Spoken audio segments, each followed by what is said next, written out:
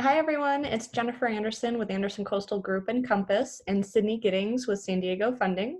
We're here with our third weekly update regarding the coronavirus and its impacts on the residential real estate and mortgage markets. We're working to keep our updates as concise as possible, but know that you can always reach out with any questions. So let's get into the real estate update. We've been tracking things since the coronavirus started, and right now, San Diego County, as it stands, is approximately 39% reduced in inventory. So these are sellers that have pulled their home off the market since the start of the coronavirus. The good news is we're also seeing limited price reductions. So most sellers are holding strong with their pricing if they are on the market still. If you look to the luxury price point, 3 or 4 million and above, some people are electing to do price adjustments, but it's around 6% or less. So still not a large change in that area. This week, we also put out an article on Forbes.com regarding best practices for active buyers and sellers during a pandemic, and we'll include that link at the end of this clip. Moving into state forms, we had 2 new ones. It seems like the state's doing a great job of staying on top of all these changes. And the first change occurred to the listing agreement and is there to help protect sellers and define the process of showing homes during these uncertain times.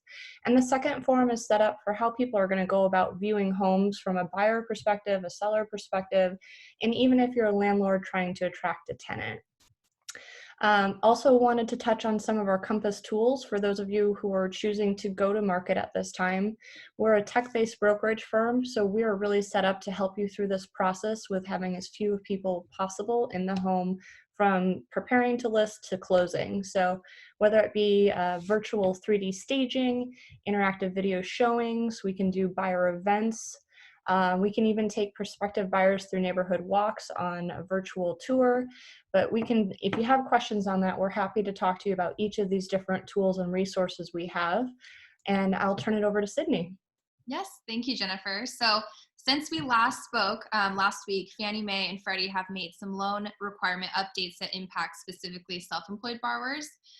So this loan requirement update is the number of days leading up to the closing that the lender can verify the current existence and operation of their business. So currently, when a borrower is using self-employed income to qualify, the lender must verify the existence of the borrower's business no more than 120 days prior to the closing date.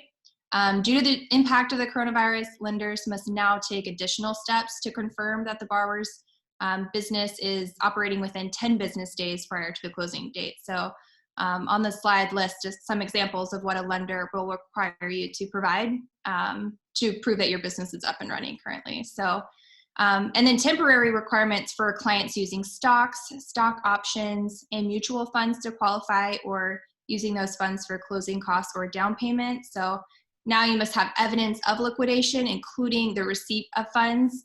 And then you must also use no more than 70% of the balance in the account to meet the reserves requirement. And then my last update here is on jumbo loans again and the solutions. Banks are getting stricter as the weeks go by with their requirements, but jumbo loans are still an option and we are funding them. So you must have 20% down up to 1.5 million, 25% down up to 2 million, and 30% down up to 3 million. So must have excellent credit and reserves though. For someone looking for a loan right now, that's right at or under 1.5 million. But you don't want to put 20% down. San Diego Funding does have an 80-10-10 option for you to take advantage of. Basically, an 80-10-10 loan lets you buy a home with 2 mortgages that total 90% of the purchase price, and then 10% comes out of your own pocket. So with the 10% only down jumbo loans no longer available, this might be a good option for you if you still only have 10% down and you still want to purchase. And that pretty much wraps up my updates for the week. Well, thanks, Sydney, and we'll see you guys next week. All right, thanks. Bye.